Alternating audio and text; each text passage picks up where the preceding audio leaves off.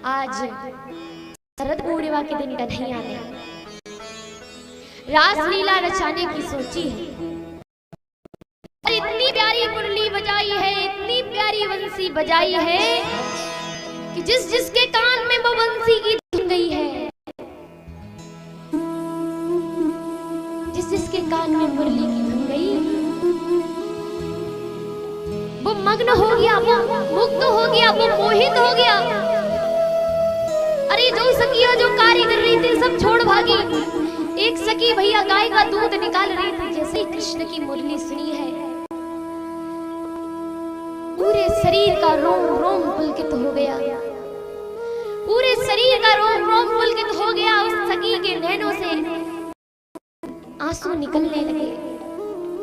और मैया जब आप भगवान को याद करते या भगवान के कीर्तन में, भगवान की कथा में, भगवान की पूजा में आपके शरीर के एक एक रोम पुलकित हो जाए, आपके नेत्रों से आंसू निकल पड़े, समझ जाना प्रभु आपका हाथ थामे, आपसे दूर नहीं है, भगवान आपके पास है। आप अभी कथा में बैठे हो, है कृष्ण का, आपके नैन सजल हो गए, आपके नैनों से अश्रुधारा है, आपके रोम रोम पुलकित हो गए हैं, समझ जाना आपके यहाँ, आपके पड़ोस में कृष्ण बैठे हैं, आपके सिर पर हाथ रखे हैं। क्योंकि लोग ढोंग कर सकते हैं ड्रॉप डाल करके, ढोंग कर सकते हैं विक्स लगा करके कि हाँ मैं रो रहा हूँ, लेकिन वो सब जानता है। उसका नाम सुन करके जिसके नैनों में आंसू आ जाए, जिसका शरीर पूरा, इसके शरीर के पूरे रोम रोम पुलकित हो जाए, समझ जाना हमारे हृदय रूपी आंगन में कन्हैया विराजमान है। क्योंकि ये ढोंग हमारे करने से नहीं होगा, ये ढोंग तो मेरे कृष्ण का है, जो हमारे ऊपर ऐसा चढ़ गया है कि उसके नाम लेने मात्र से हमारे नैन सजल हो गए, हमारे नेत्र भराए, सखी के नैन भराए, पूरा शरीर पुलकित हो गया है।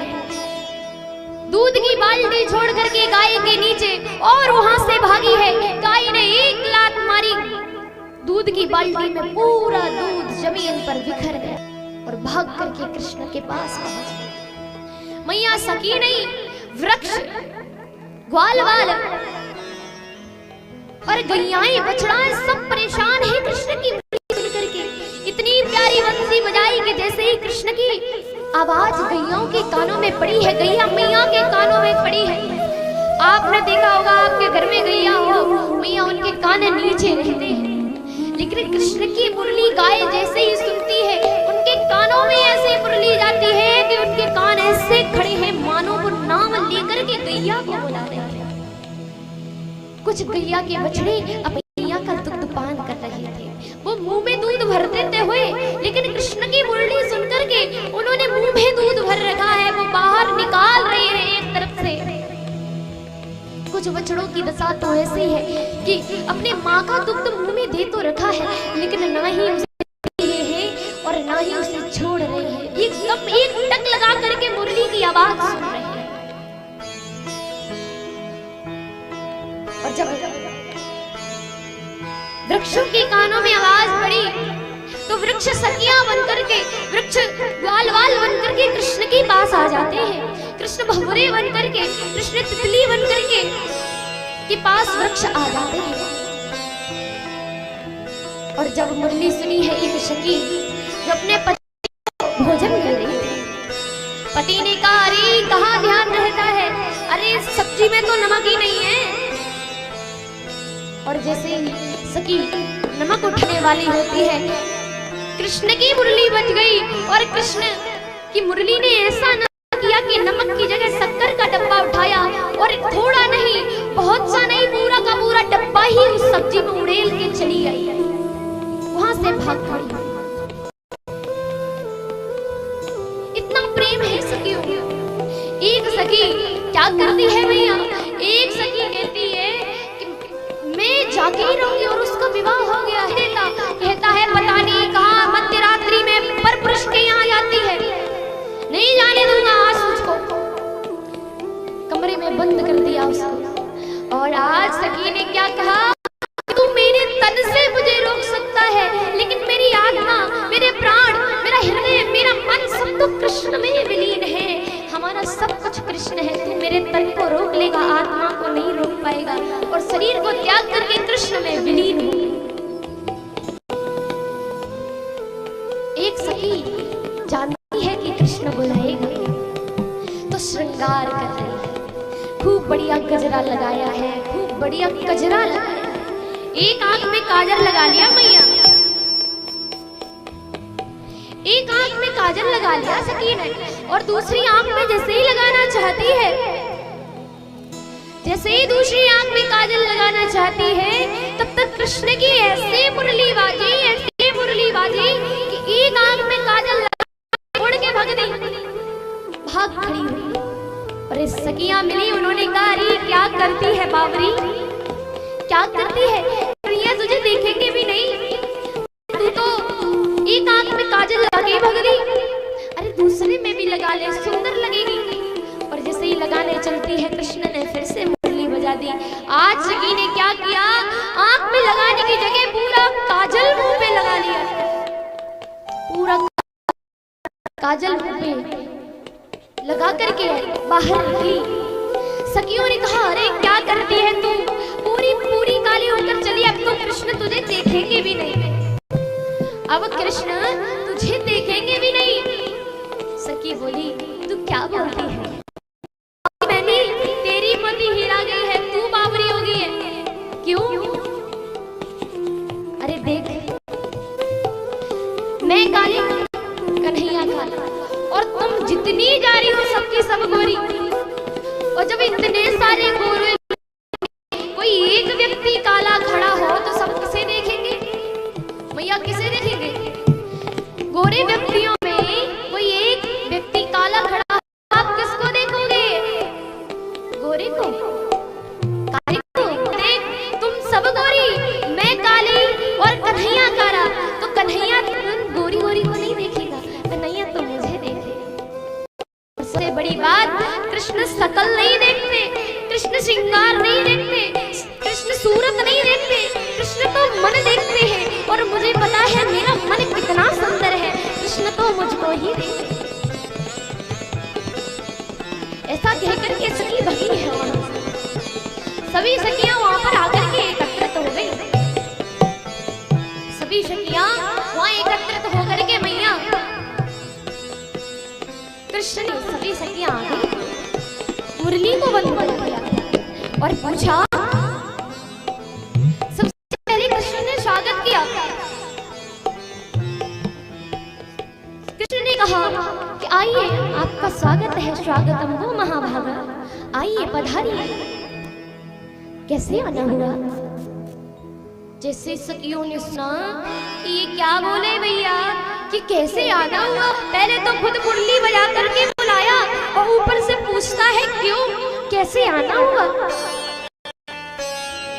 इतना सुनकर के सखियां कहने लगी कन्हैया अब इतना तो हमको दुखी ना करो कि हमको ऐसा लगने लगे तो कुछ गलत सुनकर, अरे आपने ही तो मुरली बजा करके मुझे बुलाया है।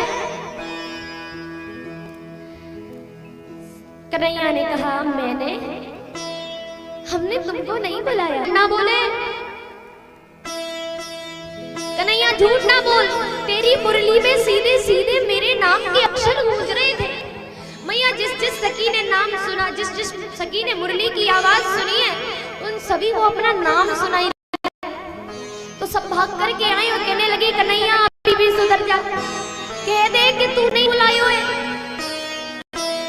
कन्हैया ने कहा मैं नहीं बुलाया, अरे मैं तो अपनी मुरली बजा रहा, तुमने किसने कह दिया कि मैंने बुलाया है?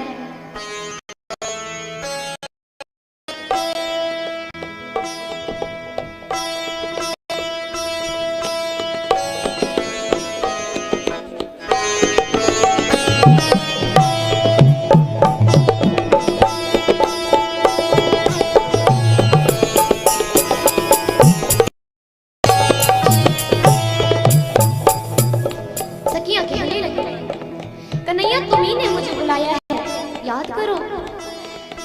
कन्हैया ने कहा मैंने तुमको नहीं बुलाया। तो इतने में ही कन्हैया सखियां अपने पैर के अंगूठे से गड्ढा खोदने लगी है, और जैसे ही गड्ढा खोदने लगी कन्हैया ने कहा क्या करती हो बाबरी? पैर के अंगूठे से गड्ढा खोद रही हो, पर क्यों? कहा कि मैं जाई में डूब के मरूंगी, जाई में डूब के मरूंगी। काहे? अरे तुझे कैसे याद नहीं आ रहा कि कन्हैया तूने ही मौका बुलाया है, मैं आज जाई गड्ढा में डूब के मर जाऊं। कन्हैया ने कहा जा गड्ढा में डूब के मरोगी? अरे ऐसे तुझे परसों 7 जन्म तक तू पैर से अंगूठे की गड्ढे से, पैर के अंगूठे से गड्ढा ना खोदेगा, तू कह तो मैं खोद दूं, डूब डूब के मर जाइयो सारी। सखियां भैया परेशान कि ये तो बिल्कुल स्वीकार ही नहीं कर रहा है, किसी ने मुझे बुलाया है। मैया आप ही बताओ, कोई आपको कार्ड दे, कोई कहे कि मेरे छोरे को ब्याह है, मेरे छोरे को ब्याह है, आपको जरूर आना है, 10 बार फोन करे, 10 बार आपके घर आए और रोज कहे कि आपको आना है आना है आना है, आप जाओगे कि नहीं जाओगे? हाँ कि ना? कोई आपको कार्ड दे, 10 बार बोले, 10 बार आपके घर आए, कहे कि भैया आना है शादी में, तो आप क्या करोगे? कौन कौन जाएगा? हमारी पीछे वाली मैया नहीं जाएंगे, इधर वाले भैया भी नहीं जाएंगे। कहे भैया आपको कोई कार्ड भी देने आए, आपके घर 10 बार आए, 10 बार फोन करे, आप बाकी छोरे के ब्याह में ना जाओगे? इधर पीछे दादा लोग, आप नहीं जाओगे? तो हाथ ऊपर करिए, जो ऐसे हाथ करेगा वो कछुआ बनेगा। इसलिए ऐसे सब जाएंगे ना। सखियां भी कहती है मैं कैसे मैं कह दूं कि तूने ना बुलाया, और भैया जब आप बाकी ब्याह में पहुंच जाओ, कह दे आके जाने इतनों बार बुलाइयो, कार्ड दियो, 10 बार घर गए हो, 10 बार फोन करो, और वही कह दे कि तुम क्यों आए हो, फिर क्या मन करेगा? जब आप उसके घर पहुंच जाओगे इतना कहने पर, और वही व्यक्ति कहे कि तुम क्यों आए हो, तो मन करेगा कि डंडा मिल जाए और जाके मार लो। पहले तो बुलाए हो, ऊपर से कह रहे हो कि क्यों आए हो। और सखियां भी यही कह रही, लाला तो मारने को बहुत मन कर रहे हो कि तूने 1000 बार मेरे नाम से मुझे बुलायो, बांसुरी में ऐसे मेरे नाम के स्वर भर दिए कि वो सीधे मेरे कानों में चुभे, और जब मैं आ गई तब तू कह रही हो कि क्यों आई हो। इसलिए आज मैं बचूंगी ना, जब गड्ढा में डूब के मरी जाऊंगी। अब कन्हैया कहते देखो, पतिव्रता नारी अपने पति को छोड़ करके किसी परपुरुष के पास में नहीं आती है, और तुम कैसे आ गई? तुम्हें शर्म भी नहीं आई? बताओ, अपने पति को छोड़ करके चली आई। अब तो गोपियां कहती वाह क्या सुंदर उदाहरण दिया है कन्हैया, अरे और पतियों को छोड़ करके आ गया। बहुत बढ़िया जवाब दिया,